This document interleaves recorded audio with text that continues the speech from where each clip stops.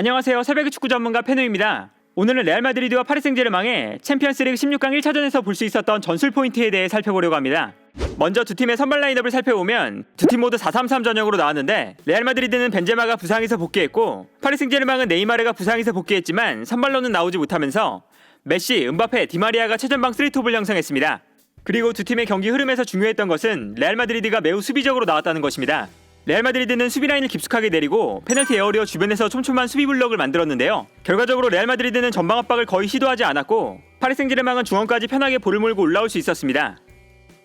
경기를 봐도 이러한 특징을 확인할 수 있었습니다. 레알 마드리드는 최대한 뒤로 물러선 이후에 후방에서 수비 블럭을 만들고 있는데요. 따라서 파리 생제르맹이 중원으로 볼을 몰고 올라올 때까지 레알 마드리드가 파리 생제르맹을 전혀 압박하지 않는 것을 볼 수 있습니다. 그리고 파리 생제르맹은 레알 마드리드가 수비적으로 나왔기 때문에 비교적 편하게 자신들이 준비해온 공격 전형을 만들었습니다. 가장 먼저 다닐루가 마르키뉴스 옆으로 내려가면서 3백을 만들었고 좌우 측면에 있는 하키미와 누누 멘데스가 공격적으로 높게 올라갔는데요. 풀백들의 공격적인 능력을 최대한 활용하기 위한 움직임이었습니다. 이때 파리 생제르맹은 중원에서 베라티와 파레데스를 거쳐서 전방으로 볼을 보내줬는데요. 실제로 파리 생제르맹이 빌드업하는 장면을 보면 다닐루가 오른쪽으로 내려가면서 3백을 만들었고 멘데스와 하키미가 높게 올라가면서 중원에는 베라티와 파레데스가 위치하는 것을 확인할 수 있습니다. 그리고 여기서 파리 생제르맹은 볼이 전방으로 전개되기 시작할 때 베라티가 한 칸 높은 지역으로 올라가고 메시가 살짝 내려왔습니다. 따라서 공격할 때는 베라티와 메시가 좌우 하프 스페이스에 위치하고 최전방에는 음바페와 디마리아가 위치하는 공격 전형이 만들어졌는데요. 여기서 메시가 자유롭게 볼을 가지고 움직이면 디마리아가 살짝 내려와서 오른쪽 하프 스페이스에 위치했습니다. 선수들이 플레이하는 위치를 보면 이러한 특징을 알 수 있습니다. 다닐루가 후방으로 내려가면서 3백을 만들고 좌우 풀백이 공격적으로 올라가 있는데요. 이때 베라티가 살짝 올라가고 메시는 내려오면서 수비라인 앞에는 파레데스, 그 앞에 베라티와 메시가 배치되는 모습을 볼 수 있었습니다. 따라서 경기 장면을 보면 파리 생제르맹은 공격을 전개할 때 베라티와 메시가 좌우 하프 스페이스에 위치하는 장면이 자주 나타났는데요. 베라티와 메시를 거쳐서 공격을 전개하는 것이 파리 생제르맹의 주요한 공격 패턴이었습니다.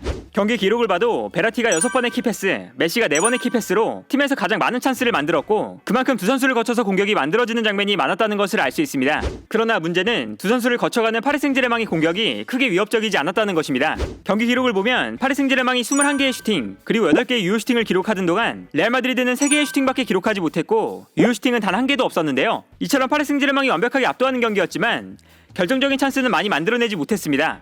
특히 레알 마드리드가 후방에서 단단한 수비 전형을 만들고 있었기 때문에 공격수들이 활발하게 움직이면서 수비의 공간을 만들어줘야 했는데 음바페를 제외하면 메시, 베라티, 디마리아가 활발하게 움직이지 못하면서 파리 생제르맹은 레알 마드리드의 수비를 흔들어 놓는 패턴이 부족했는데요. 또한 여기에 더해서 레알 마드리드는 페널티 에어리어 안에 많은 선수들이 모여 있었는데 파리 생제르맹은 페널티 에어리어 안에서 싸워줄 선수가 없다는 것도 문제였습니다. 메시, 베라티, 디마리아는 페널티 에어리어 밖에서 플레이하는 선수들이고 음바페 또한 중앙에 머무르기보다 측면으로 돌아나갈 때가 많은 선수였는데요. 결과적으로 파리 생제르맹은 페널티 에어리어 안에서 득점을 기록해줄 선수가 없었습니다. 공격수들의 히트맵을 봐도 메시, 디마리아, 베라티가 페널티 에어리어 밖에서 움직였다는 것을 알 수 있고 그나마 음바페가 중앙에서 움직였지만 음바페 또한 중앙에서 플레이하기보다 측면으로 돌아나가서 플레이했다는 것을 볼 수 있습니다. 결과적으로 파리 생제르맹의 공격 장면을 보면 공격수들이 모두 페널티 에어리어 주변에만 머무르면서 레알 마드리드의 수비 전형 안에는 파리 생제르맹의 공격수들이 부족할 때가 많았는데요. 이처럼 파리 생제르맹이 공격을 주도하면서도 공격에 대한 돌파구를 찾지 못하고 있을 때 유일하게 위협적인 찬스를 만들어줬던 선수는 음바페였습니다. 음바페는 레알 마드리드의 오른쪽 측면으로 움직여서 중앙으로 볼을 몰고 들어오는 경우가 많았는데 이때 카르바알이 음바페의 스피드에 계속해서 무너지는 장면이 나왔는데요. 따라서 파리 생제르맹은 음바페와 카르바알의 1대1 상황을 계속해서 만들어주려고 노력했습니다. 경기를 봐도 음바페가 달려나가는 공간으로 메시가 패스를 보내주면서 파리 생제르맹은 음바페와 카르바알이 스피드로 경쟁하는 상황을 만들었는데요. 이 장면에서도 메시가 음바페에게 패스를 보내주면서 카르바알과 음바페의 1대1 상황이 만들어졌고 카르바알이 음바페를 막는 과정에서 반칙으로 페널티킥을 허용하고 말았습니다. 물론 메시가 페널티킥을 실축했지만 음바페의 스피드를 확인할 수 있는 장면이었는데요. 결국 레알 마드리드는 음바페를 막기 위해서 카르바알 대신 바스케스, 아센시오 대신 호드리구, 모드리치 대신 발베르데를 투입하면서 오른쪽 라인을 새로운 선수들로 모두 교체했고 교체로 투입돼서 체력적으로 우위에 있는 선수들이 음바페의 플레이를 막아내길 원했습니다. 그러나 경기 막판 득점을 만들어낸 것도 결국 음바페의 솔로 플레이였습니다. 음바페가 볼을 잡았을 때 밀리탄과 바스케스가 음바페를 막았지만 음바페가 수비라인 사이로 비집고 들어가면서 환상적인 득점을 만들어냈는데요. 음바페가 답답했던 공격을 혼자서 마무리하면서 팀을 승리로 이끌었습니다. 다만 파리 생제르맹의 입장에서 승리를 했음에도 아쉬웠던 것은 메시가 너무나 부진한 활약을 보여줬다는 것입니다. 물론 레알 마드리드의 수비가 단단했고 메시가 좁은 공간에서 플레이해야 했지만 메시는 이번 경기에서 볼을 잃어버린 횟수가 무려 23번이었고 이번 경기에 출전한 선수들 중에서 압도적으로 가장 많은 수치였습니다. 여기에 대해서 메시는 팀을 승리로 이끌 수 있었던 페널티킥까지 실축하고 말았는데요. 어려운 경기에서 득점을 만들어줘야 하는 메시가 부진했다는 것이 파리 생제르맹에게는 매우 아쉬웠습니다.